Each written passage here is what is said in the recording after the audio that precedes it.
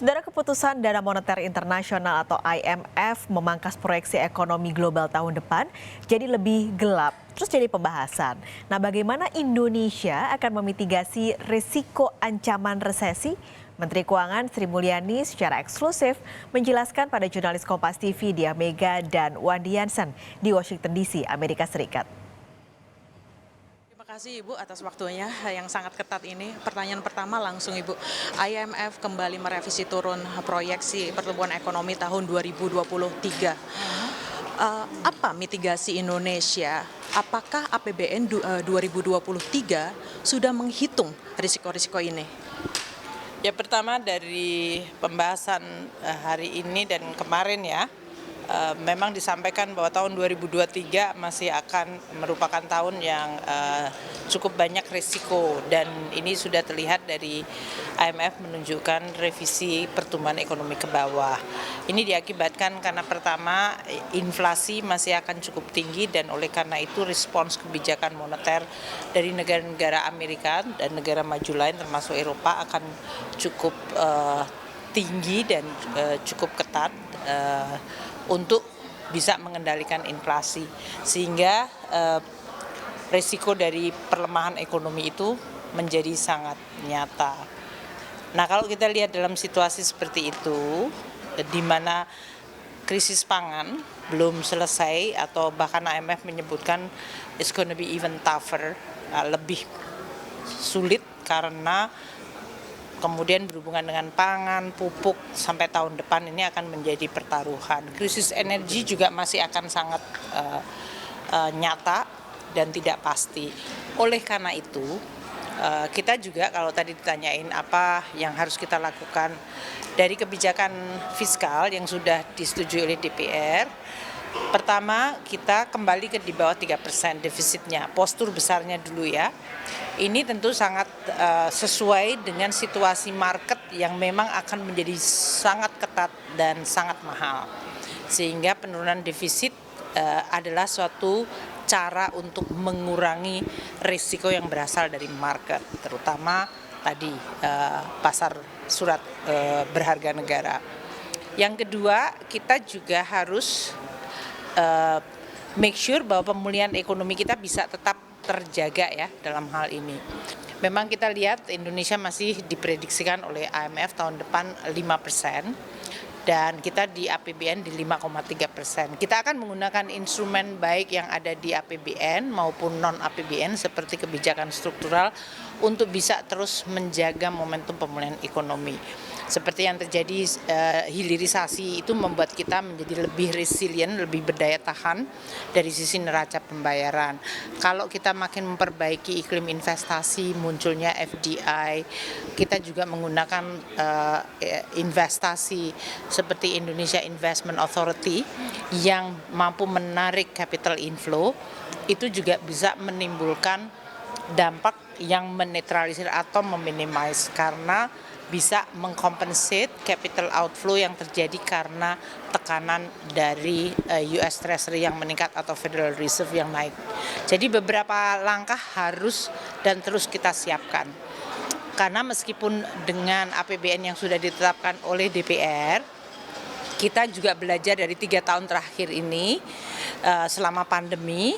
DPR bersama pemerintah terus bersepakat untuk membuat APBN kita itu menjadi lebih fleksibel dan respons. Poin kedua dari IMF juga Bu, IMF merekomendasikan bauran kebijakan moneter fiskal. Ketika pandemi, bauran kebijakan kita adalah burden sharing dengan Bank Indonesia. Kira-kira apa kebijakan baru apa atau strategi baru apa yang akan ditempuh di tahun-tahun selanjutnya, Ibu? Kalau policy mix itu fiskal, moneter, di dalam moneternya sendiri juga ada mixnya, kami di fiskal juga ada mixnya ya dalam hal ini. Tapi yang menjadi anchor antara fiskal dan moneter 3 tahun terakhir dari mulai 2020, 21, 22 adalah pandemi yang memang waktu itu memukul ekonomi, mengancam kesehatan, sehingga penerimaan negara turun. Nah, sehingga Indonesia bahkan dipaksa untuk membuka cap atau limit dari defisit yang tadinya maksimum 3% dari GDP menjadi boleh di atas itu. Nah, situasi yang sangat tidak biasa itu extraordinary ini, kemudian kita respons di mana fiskal memang tidak bisa menghindar untuk dia mengalami defisit yang lebih tinggi karena tadi kita harus nolong rakyat dari pandemi, dari sosial, UMKM, buruh, dan korporasi semuanya. Negara dan APBN melalui APBN hadir untuk bisa melindungi masyarakat dan memulihkan ekonomi.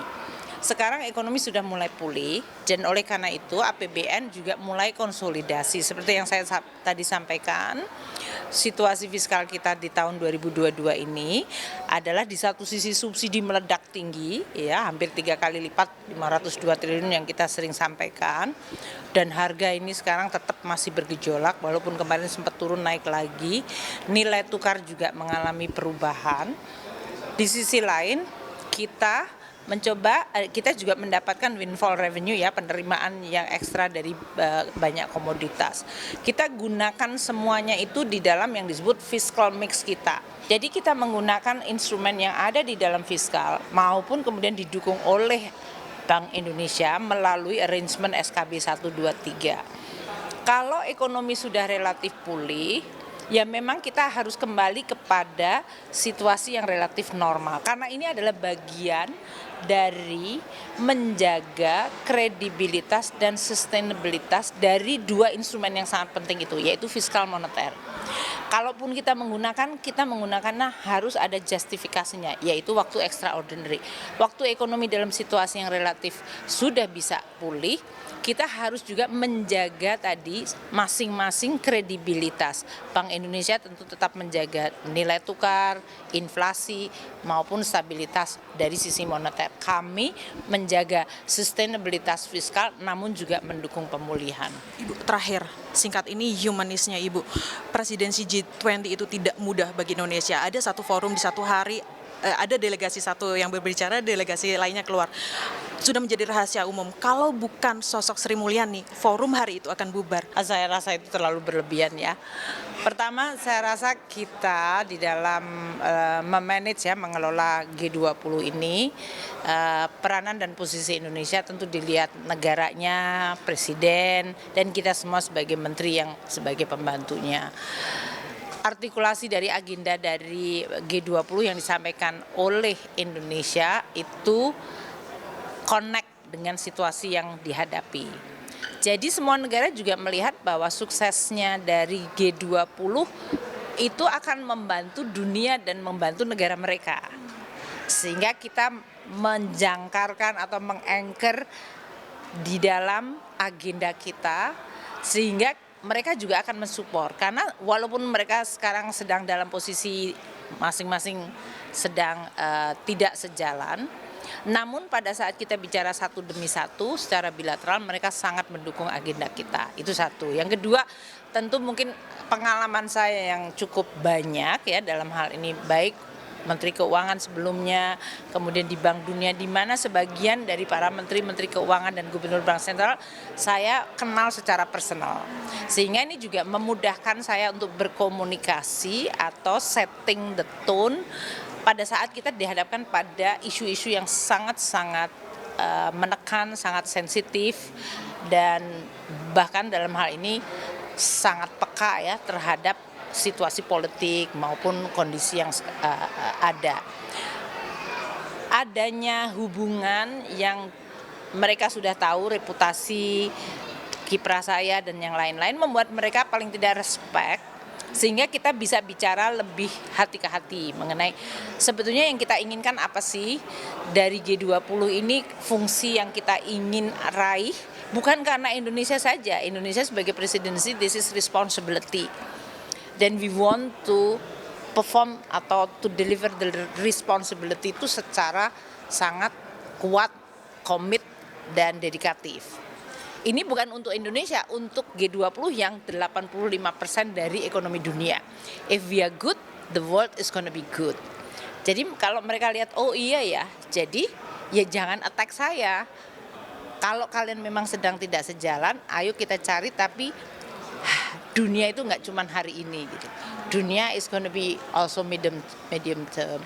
Sehingga hal itu memberikan perspektif dan juga kemudian memotivasi kepada para negara-negara itu, meskipun very bitter, tapi kita tahu G20 adalah forum yang kita punya kepentingan bersama dan harus kita jaga. Ini adalah aset dunia dan mereka respect terhadap upaya Indonesia untuk menjaga itu, sehingga ya sampai sekarang kita alhamdulillah udah bisa.